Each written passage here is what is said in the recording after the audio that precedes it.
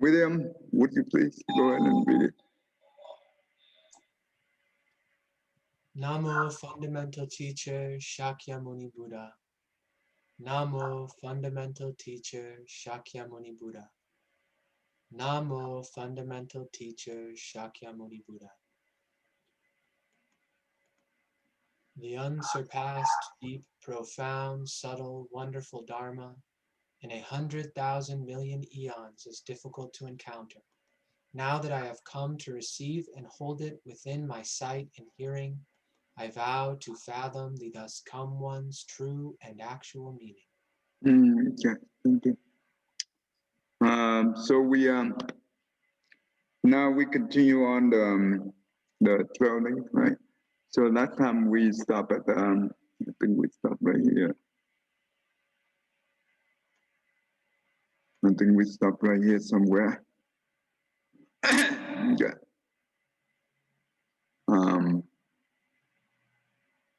Okay, let's quickly here.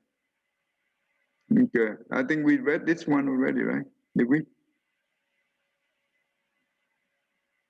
Unmute it. Horizon appears profoundly. Okay, go ahead, and it's okay. Doesn't matter. We can start from here. The Buddha also said the following: profound, Ananda, is the dependent arising, and it appears profound.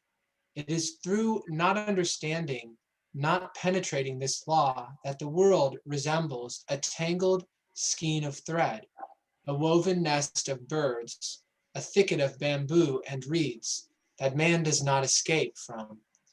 The lower realms of existence, from the states of woe and perdition, and suffers from the round of rebirth. So what do you understand from this thing? That the confusion about how to free ourselves from suffering, the confusion about what causes suffering and the nature of ourself is resolved in understanding dependent arising. That if we can really clearly and deeply understand dependent arising, then we won't be confused by the illusion of the world. Can you give me an example? That why it when we do not understanding, when we do not penetrating this law, that means the dependent arising, right? Then it will similar to a tangle of threads, right? Of woven nest of bird, right? Thicket of bamboo. What does that mean? Well, I think it means that I mean in the real life situation. Yeah, that we don't know what to do to really establish ourselves in true happiness. We're confused in the sense that we believe that we need things, or we need certain situations like belongings, or a certain status. We take these things as meaningful and real, and that they can somehow make us better, or not having those things could somehow make us worse. Okay, how about this? Yeah. Can we do? Let's start from our family. Within the family. Okay. Well, if I let's take my concept of self, because if I don't see the dependent arising and I consider myself as an independent thing, then I would be apt to just take care of my family, and not be concerned about other people's family, because they're not associated with me. They're not mine. And so immediately I wouldn't suffer from that, but in future incarnations I might, if I'm not willing to be helpful to people. It's not a great example. That's not a great example. Okay. Go, Wang Li, what did you think about it? Can we give I something? think, you know, if it's, I think if it's in the sense of a family, it could be the attachment. I think that's the deepest and hardest chain to break. Um, and as we, you know, been learning for the last few weeks, is come from the ignorance. And if you don't have a real deep understanding, I think it's that's the one that kept you, you know, keep you in this circle. And it says here the round of rebirth. Okay, okay. How about this? Let's talk about the family situation. When we, I think it's when we have children, right? Well, I don't have children, but at least I teach children. I do know a little bit about children. So if we have children and we and children, of course um, they not sit still, right? So they will bother the parent. And what the parent do is just give them the device so they can play, right? And so when the kids have device, they will spend time to play it, and they will not bother the parent. Does that make sense? And when the kid get addiction to game, then now we notice. So when we notice that, then we start to complain why my kid is not good kid, right? And why he did not listen to me, and whatever I say, he do opposite, or he do not. Let's say I ask him to help me to vacuum the house. Well, he just delay until I say 3 or 4 times, and he just stand up and do it. Why for those things? And the more and later on, you know what? It become even worse. That means this time when I say it, he will talk back, and the situation become worse because when he addicted to game, oh my goodness, doesn't matter who we are, who are the people asking, even the parents, they care less. They will they will act out, right? It's terrible. But where that start from? Is that from the children? What do you think, William? Yeah, well, it started from the parents Right. giving the device because they right. didn't want to have to deal with paying attention to the kid because they had something else to do. So we start out from the ignorant, right? Due to the ignorant, we do not understand the nature of the game addiction. Then we just give the kid so we can free from it. Well, yes, now we free, but later we have to pay for it. We have to pay for it. So due to this, right? So that this is the condition for the next step. The kid hold on to the device, and due to the device, the kid play. Due to the play for the first time and keep going, they keep going, right?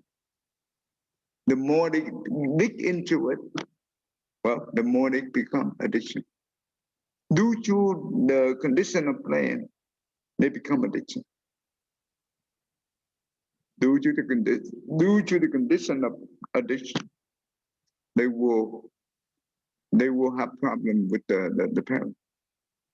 Parent and children will start the problem will begin to start to notice. Right, we will notice the children behavior, and at that time it's almost too late. Right. If we don't give them the device at the beginning, that means there's no condition for the device. There's no condition for play. And there's no condition for them to play over and over again. And therefore, there is no condition for addiction. And there will not be the suffer for both children and for parent and children. Right? So this is very real, right? One, we don't understand the truth, right? True nature of the game, addiction. Then you know what? The more we dig into it, the more it becomes the thread or a woven nest of the bus. That means it's very it's very tough for us to find out the beginning, right? And when we in there and we dip into the problem, and it's very tough to trace back to the beginning. And even though we try to get out of it, it's not easy, right? We have to do a lot of things. Maybe we need the counselor, psychology, whatever involved. We need a lot of things here and there in order to to make the situation of suffering to be a little bit less and less. But that is very tough. It's not easy. Well, you've been through, right? So you know well than I do. Oh yeah. I started playing video games when I was probably like 3 or 4 years old, and just for many years played. It was I didn't really completely stop until like it was maybe 3.5 years ago. Wow. Well, I played less and less and less and less, and there were periods of time, like years, where I didn't play at all. But then I'd pick it back up occasionally. But when I was a kid, man, I would play a ton. Oh my gosh. But what made you stop? Well, completely. Mm-hmm. I kept being like noticing more and more that I didn't feel better after I finished playing. I felt worse. I wasn't relaxing, and it was like when I'd be done, I would feel like my senses weren't adapted to the normal world. Like I felt kind of like I felt disconnected, and I'd be really I'd feel worse, and I feel like I need to like lay down and relax for 30 minutes afterwards just to kind of feel more normal again. And probably the only reason I noticed it was because I had a meditation practice. I think a lot of people who play don't even notice how it's affecting their brain. Okay.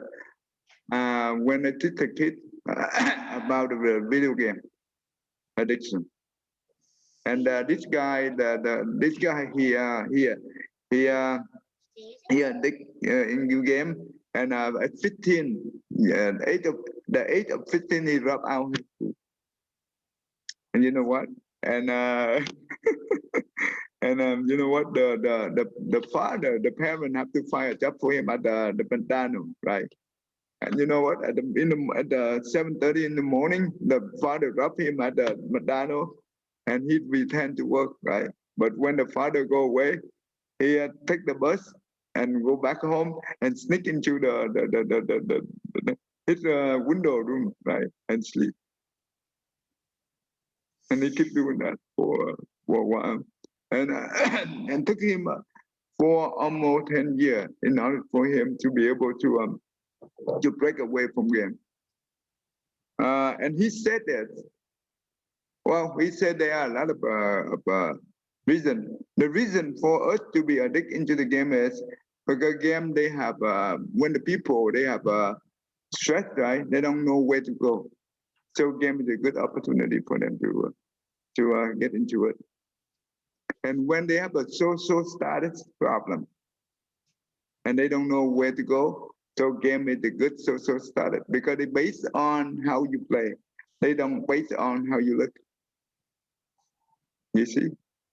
And game also give them the mission, the goal. And game also give them the what do you call the reward, right? All this together make them addict. And you know what? At the end, he said that. He said to all parents, he said, I'm sorry to the parent, but you know what? Divine is not a babysitter. Do you know what does that mean? Mm-hmm. The divine is not the babysitter. That's what that's what why he addicted to game. Because usually the parent think the divine is a good babysitter, but it's not. Yeah. So parents have to be very careful with those, otherwise we harm our children. And so the dependent arising in Buddhism, we can apply to everyday life, especially in this society. A lot of things chaos come out, right? For example, for the economy, right? Economy collapsed in 2008. The house bubble, right? And thing collapsed. Why? Due to the the the I think it's the financial institution and also the Wall Street, all those things. The one who manipulate the system about the money. They are so good at that, and they know how to change the system, and that make the system collapse due to their reading. You see? Well, say due to ignorance, our mind, when we very intelligent and we do not have the morality, of course our reading mind will be the driving force to harm us and harm others. And we will make the society become tangled just like a thread of a woven a net of us and all this thing. It's a big mess in this society nowadays. And we look at the COVID-19, right? Pandemic.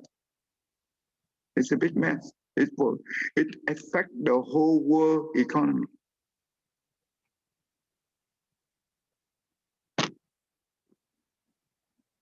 Well, this is what we call in Buddhism, it's a collective karma that we've been in. And therefore, the law of dependent arising, it means that the living being and the universe, everything in this universe, including the living being, nothing stands by itself.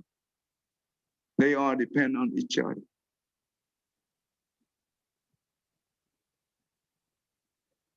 And later on, I will walk you through into the concept of the dependent rising in the Adornment Flower Sutra. That is the ultimate sutra in Buddhism, and it's beautiful. This thing we learn right here, it's just the basic from the from the from the Pasika Buddha, or we call the small vehicle. But when we learn into that, and you see the concept of the dependent arising, it's beyond our imagination.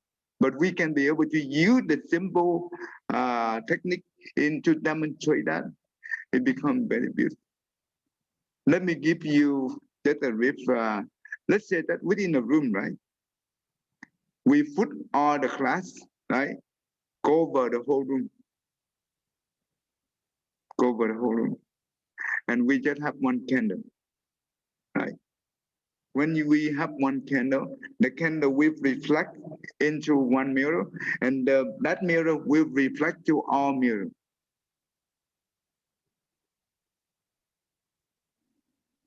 From one, we see it all. From all, it comes back into one. one in all in one. And from one, all the conditions arise at the same time. Does it make sense? This is the profound teaching of the Buddha. The dependent arising, when the Buddha teaching, at the beginning, he start from very simple, the law of karma, right? Then he start out the traveling dependent origination. That means the law of cause and effect. Because every link is the cause and also, no, it's the effect and also the cause. Effect based on the previous link, but will be the cause of the next link. Does it make sense? Tammy, Yes. you understand this, Tammy? Yes, that makes sense. Yeah. So this is important, huh? Okay. I think this is very okay. Cô quản lý, go ahead and read read the next one. The the apple, for example, does not arise only from the seed. While the seed is the main condition, it also requires soil, water, sunshine, fertilizer, etc. The apple tree in turn has many effects. It gives rise to many apples, and those many apples each contain many seeds, and each of these seeds in turn can become the source of another apple tree, which will give rise to more apples. This whole complex interlocking web of events has no first cause. This is a significant difference between Buddhist ideas of conditionality and Western ways of thinking. Usually we think that the chain of cause and effects needs a first cause, but for Buddhism, there is no original. Okay. Beginning. The succession of present conditions has been occurring without any conceivable beginning, without any bounds or limits. Okay. What do you think about this teaching? This is the, like what you said, profound teaching of Buddha. This is the way to explain the circle where it has no beginning or no end.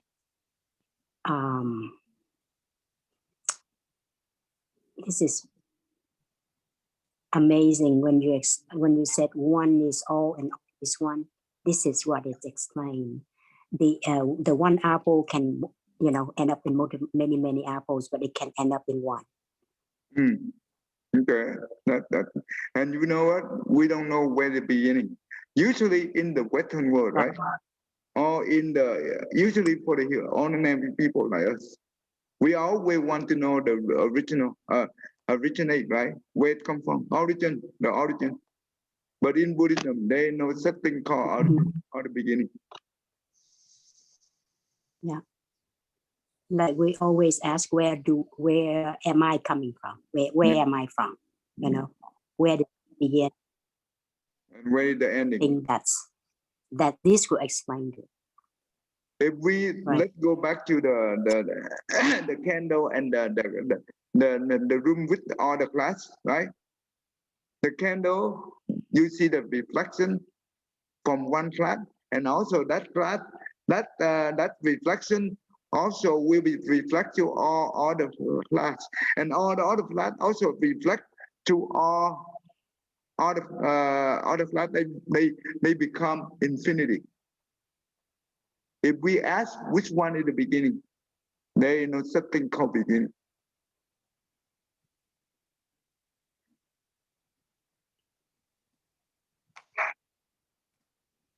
If we look at the reflection and we ask which one is the first reflection, there is no such thing called the first reflection, because they all arrive at the same time. Does that make sense, right? Yes. No problem. Yeah, this is very important. This is the most profound in the Adornment Flower Sutra. And we will learn that in detail. And you see the beautiful of this principle in that sutra. It's way beyond our ordinary life imagination. But we can prove using the science. But we cannot see that daily. But we have to contemplate it in order to see the Dhamma. That's why the Buddha said that who see the dependent arising, see the Dhamma, but actually depend on which level you are.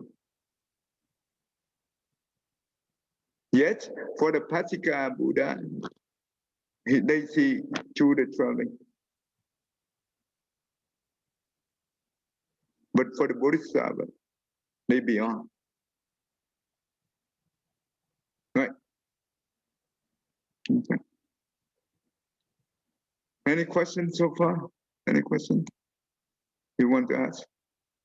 I think this is Rika. Do you understand our discussion so far?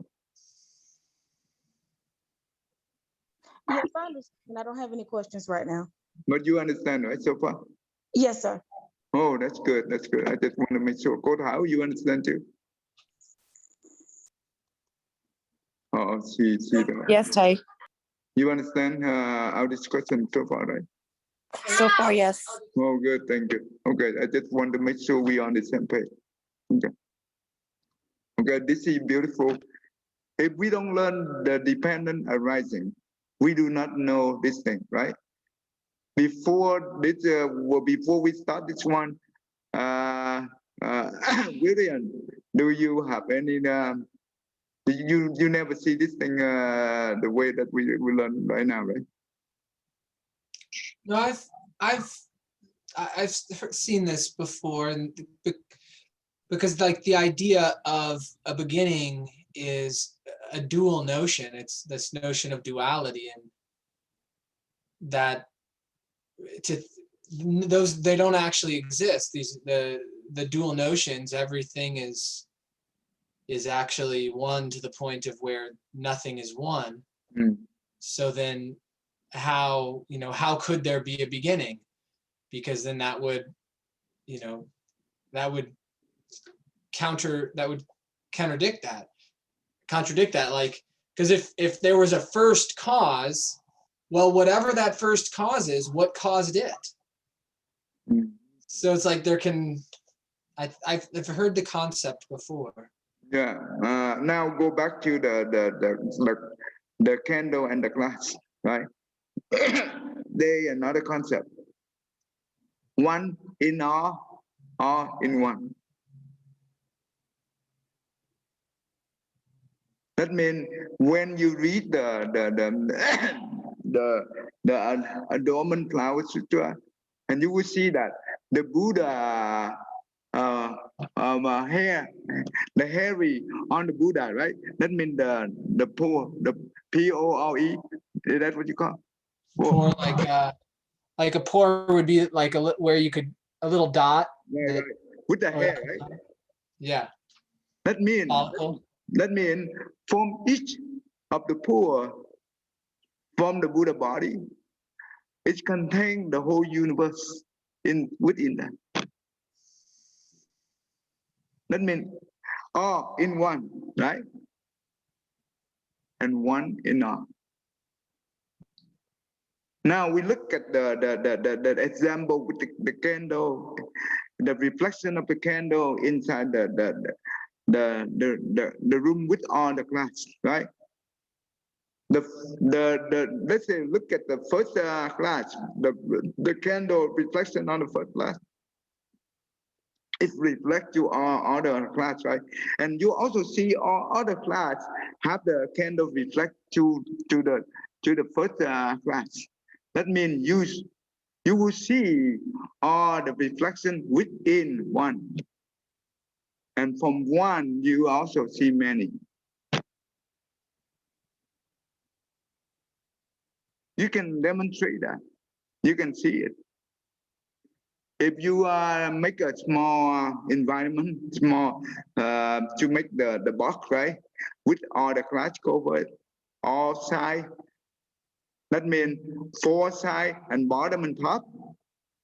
You put the candle in center, you will see it. That experiment will give you the concept of the dependent arising. Okay. Okay, that's good. So later on, we will go into learn deep into the Adornment Flower Sutra. This is one of this is the highest sutra in the Buddhism, and this is the beautiful teaching from the Buddha. And once you understand this concept, and when you read the sutra, then you will understand the meaning behind. It will not become abstract when you understand it. Okay, I know. Okay, now we will review quickly here. I put into the diagram whatever we learned so far. Okay. The 12 link dependent on nation. There are 2 paths, there are 2 ways. One is we flow with the birth and death cycle. The other way is we go opposite of the birth and death cycle. That means go opposite of the 12 link. That means the extinction instead of the rising. The extinction of arising. Okay. When we are talking about in the direction of the death and birth cycle, it means that we go with the arising, the 12 link dependent arising, right?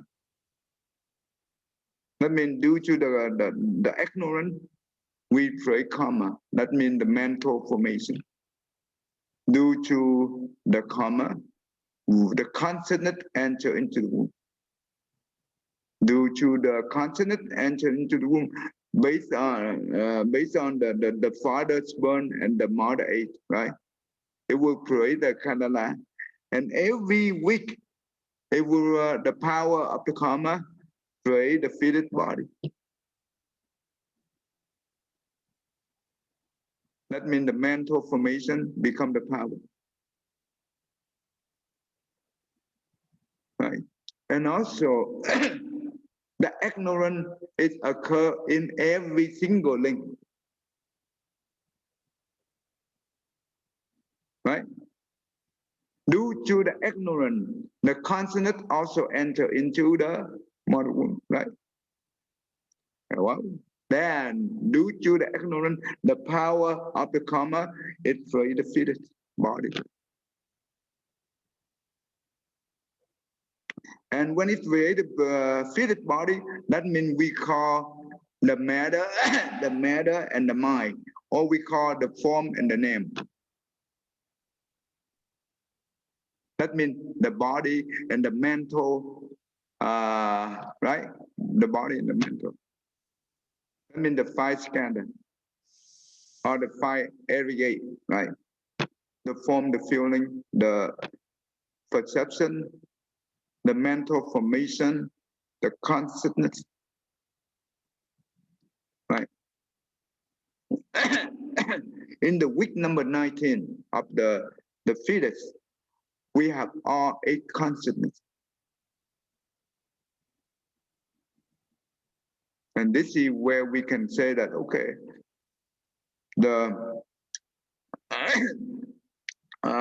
and the baby, before they come out, they also, we already have the sixth sense, right?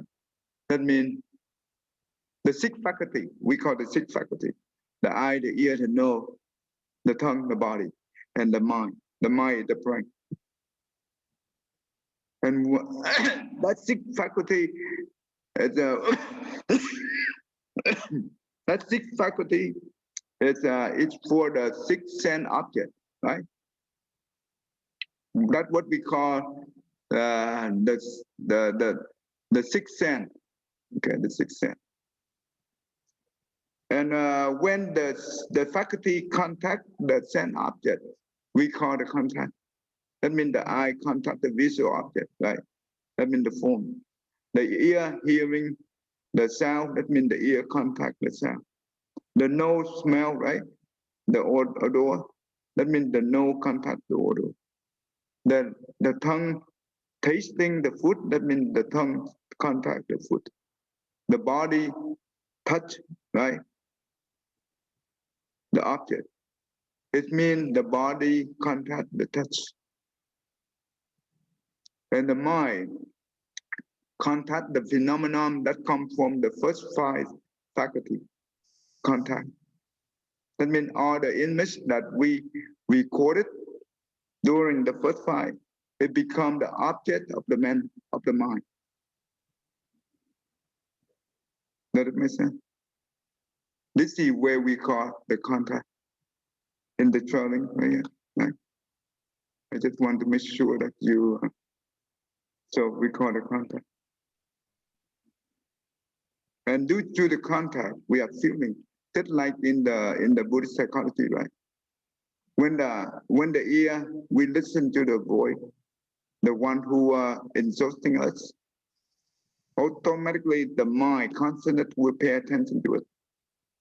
Therefore, we are feeling. So due to the contact, we are feeling. Without contact, there is no feeling. Due to the feeling, we are craving. But craving, in this case, then doesn't mean it's only for like, but it also includes dislike. When we resent, right? We craving for resentment.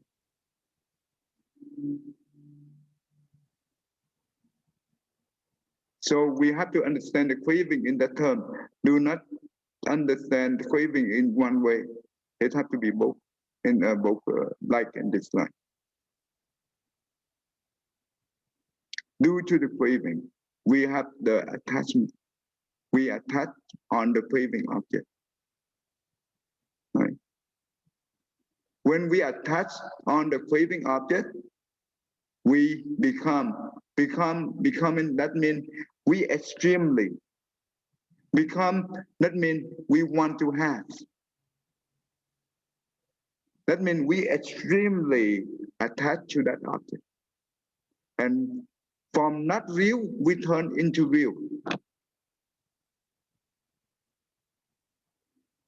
And when we do that, of course, we break karma. This is where we break karma.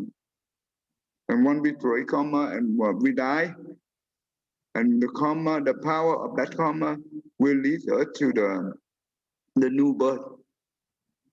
And birth, there will be aging and death. And we repeat the cycle again.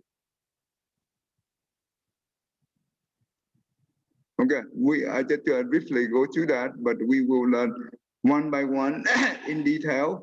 And we will, in every state of that, we also have ignorance, right? Because when we ignorant, that we do not know how to guard our sixth sense.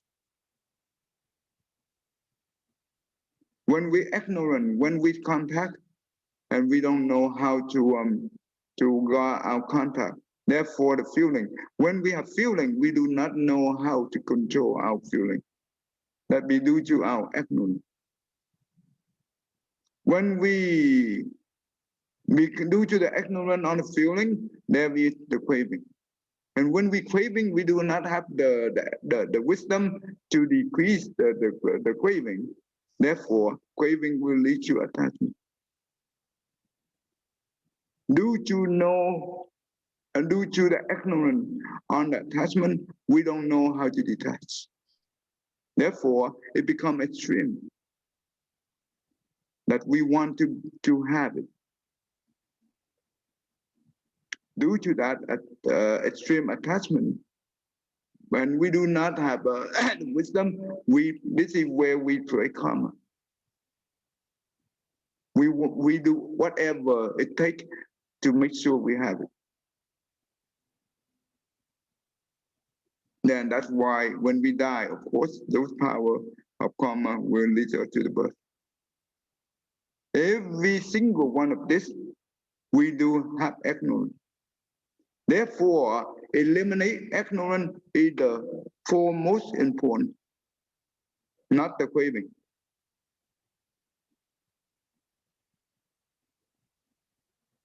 Craving, we want to eliminate the craving, we need to have wisdom. If no wisdom, how do we eliminate the craving? Does it make sense? Right, William? Yes. Yeah, absolutely. Because, yeah, craving, even if we know craving leads to our suffering, it doesn't make the craving stop. That's right. And it's very, craving in all different forms, it's very persistent. It's like it's always there waiting for us.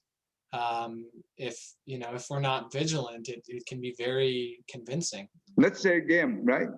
Game addiction is very bad. We know it's bad. It's not easy to get out. Mm-hmm. And that's true. Yeah, absolutely. And we keep going, and we want to, and we attach to game so much, right? When we attach game too much, we want to continue, right? Continue. Mm-hmm. We want to do what, when the parents stop us, that means they interrupt our our attachment, our craving, and they will get in trouble. Yeah, I can think back to when I was like 13. I remember one time I was playing a computer game and we were supposed to be leaving for vacation where we're going to an island, there's beaches, we do fun stuff, we go out to eat for a whole week. I didn't want to leave. I wanted to stay and play that game because going meant I couldn't play the game. And in the game, I'm like going to these islands.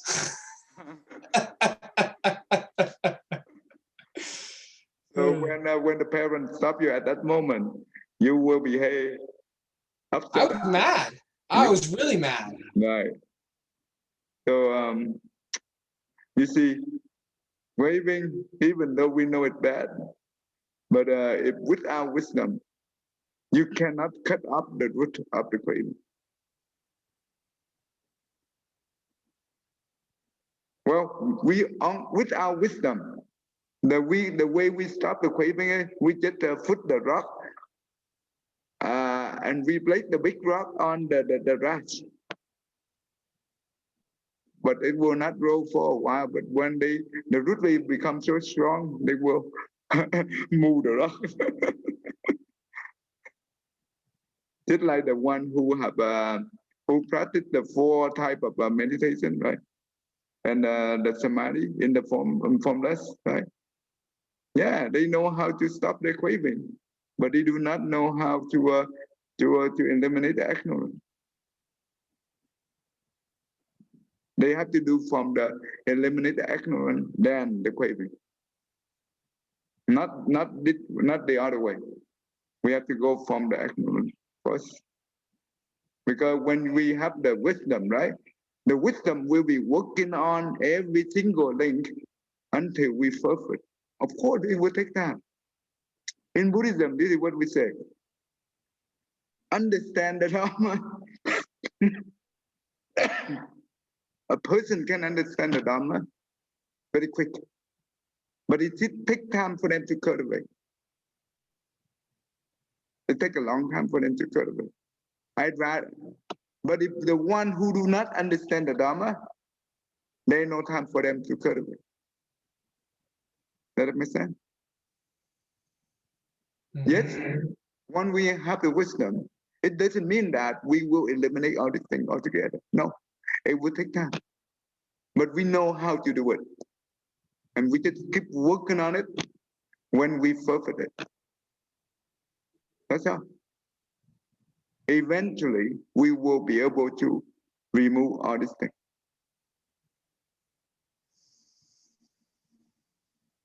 Okay. So the wisdom in Buddhism is the most important. So sometimes when we hear all the Other people talk about, okay, eliminate the craving. Not, we don't need to eliminate the ignorance. Well, we have to think about it. Okay, all right. So basically, that means direction of the death and birth cycle, or opposite of it. Okay, so we see the truth. But from the dependent arising, we also know about the Buddhist cosmology. Do you know why?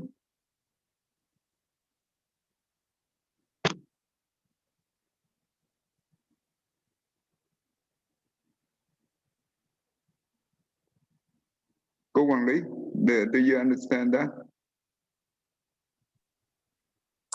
I understand it. I can't really explain it. Of course, the dependent arising, we all know that it's the and that's caused, you know, the death and birth cycle. For Buddhist cosmology, we learn, if I remember correctly, we learn a different level of, there was a term, it's like a meditation, the different level of. We know, we learn about there are three realms, three realms about Right. the desire realm, the form realm, and formless realm, right? Right. Yeah. Yeah. Okay, so even though for that three realm, what do you think about that, William? Who created that realm? The realms are created by the consciousness and the karma of the individuals. Yeah. And so then if all phenomena that we see are also subject to dependent arising, because like the Buddha nature within, you know, everything, and kind of the essence of the eighth consciousness, that's what makes everything possible. And then the consciousness of the beings is what, like, it's influencing the particular forms that are present in the different realms, or the lack of form in the formless realm. Yeah. Let's look into the world we live right now. Remember, our consciousness create both our body and environment, right? Because inside the mom womb, it create the body from the power of the karma. But the power of the karma comes from the eight consciousness, right? And also it creates the environment. That means inside the mom is the environment for the baby. When the baby come out, the family environment become the baby environment, right? And also, so the law of the attraction, you see that when we, if we look at the collective karma, right? A similar karma. That means if we have a similar karma, we will come together and we live on the similar environment. If we have a good similar karma, that means the good collective karma, we will live in the environment of good environment. For example, we don't say nothing in this world is perfect, but we're talking about, so we can understand. For example, United States is a good country, but when we compare to the poor undeveloped country, we are much better than them. But the people who live within this country, I'm talking about in general. I don't talking about, of course, within this good country, which they were the poor place. Of course, but I'm talking about general. In this country, we have a lot of good karma, collective karma, compared to the undeveloped and poor country. You see that? All those things they do to the power of the collective karma. And the collective karma is the collective of individual karma. Does it make sense? So, therefore, the Buddhist cosmology, what does that mean? We, the consciousness, create all this. That means all the collective, right? If we create the the body and the environment. If we have the, if we practice the meditation, right? We will be born into the form of the realm. That's where all the beings have similar practice and similar blessing. But if we have the bad karma and end up into the animal realm due to our killing, due to our jungle law, right? We don't go by the law, and we abuse the people. When we have authority, right? We have power, we abuse them, and we take advantage of them. We take a lot of the natural resource at our own. The animal realm is where they are. Where they end up. You see, the karma will put them into that, where they have the similar karma, so they create their own environment for animal environment. You see, all the six paths, that means heaven, human, asura, animal realm, hungry ghost, and hell. We are the one who created. This is the symbol, very simple Buddhist cosmology. But when we're talking about the 10 directions of our realm, we're talking about the infinity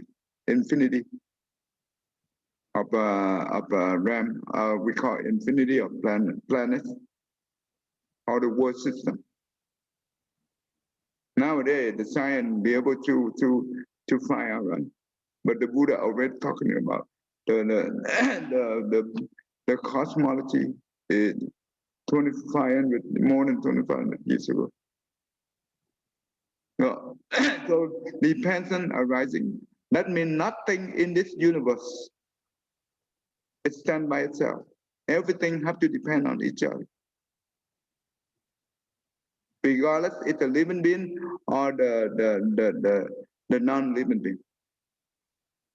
They have to depend on each other. Not only one, but many. In order to be able to stand. If not, they will not stand.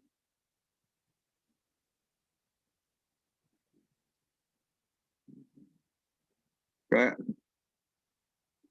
And also due to that, the Buddha denied the doctrine of Creator, replaced with the self-doing, self-retribution. That means due to our karma, and we will get the result based on the karma. No complaint, no reward, no punishment. We are the one who reward ourselves. We are the one who punish ourselves.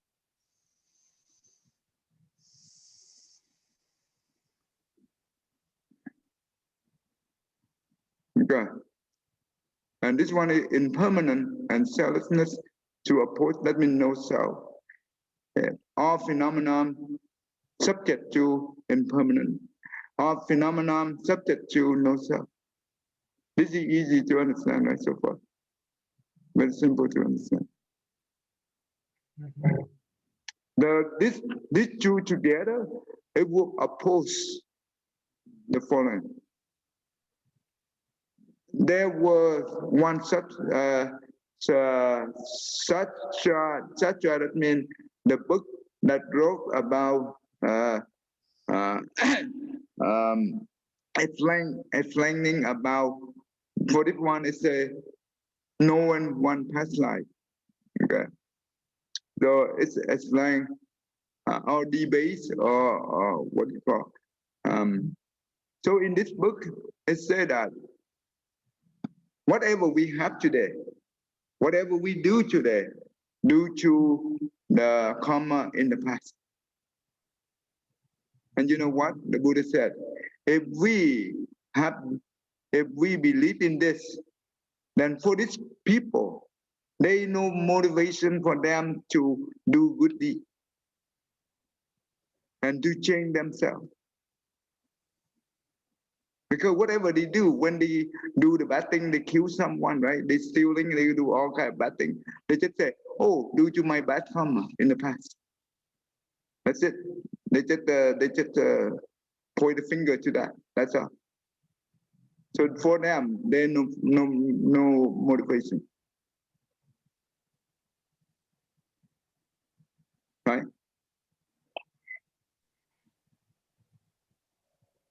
God will, sutra, that means everything is the will of God. Then for these people, there is no will there is no motivation for them to do good things, to change themselves. Poor being poor. And when they are killing other people, when they do bad things, they say that God will. No, God not will like that. We are the one who will, right? God will not will like that. Okay, so that's what it means. And the third one is happen without reason. That means there's no cause and no effect. They don't believe in the law of cause and effect. This one also, these two concepts, these two principles right here will oppose all this, deny all this thing here.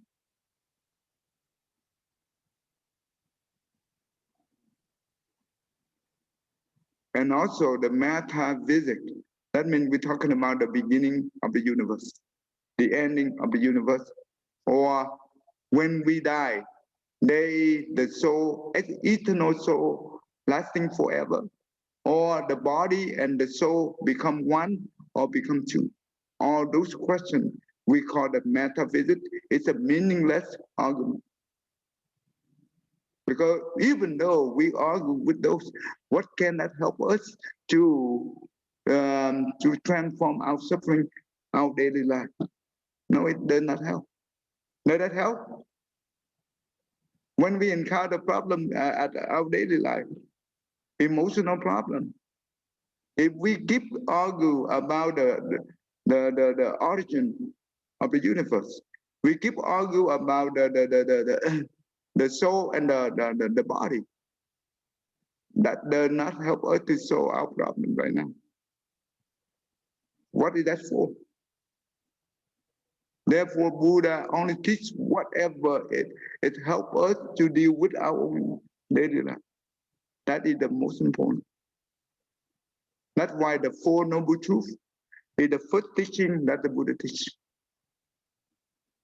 Because the Four Noble Truths, that means the first truth is called the truth of suffering. The Buddha showed us what are the suffering. There are physical suffering and mental suffering. Physical, that means birth, aging, sickness, and death. That is the physical suffering. The mental suffering, that means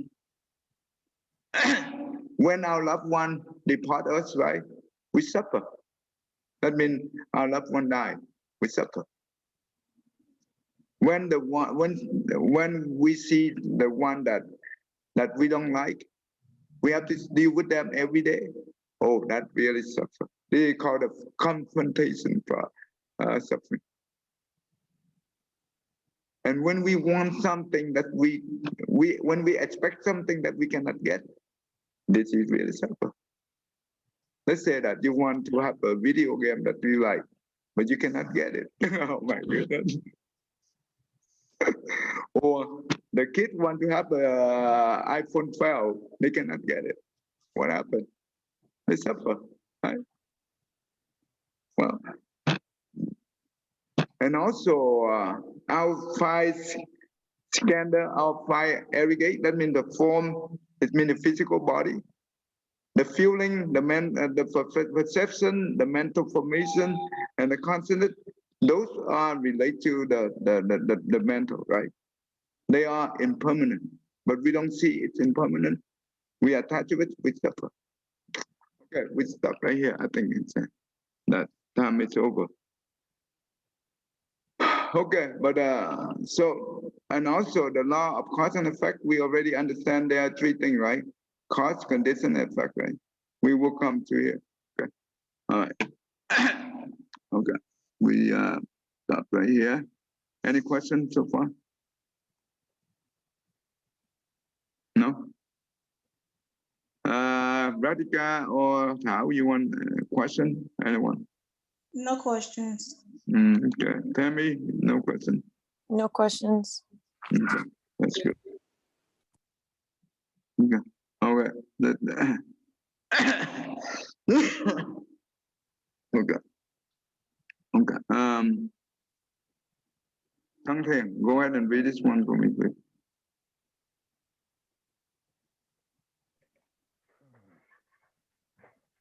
May every living being among as one and radiant with light share the fruits of peace with heart of goodness, luminous and bright. The people hear and see how hands and hearts can find in giving unity. May the minds awake to great compassion, wisdom, and to joy. May kindness find reward. May all who so leave their grief and pain. May this boundless light break the darkness of the endless night. May, because our hearts are one, this world of pain turns into paradise. May all become compassionate and wise. May all become compassionate and wise. Good, thank you. Okay, let's stop right here. We continue on our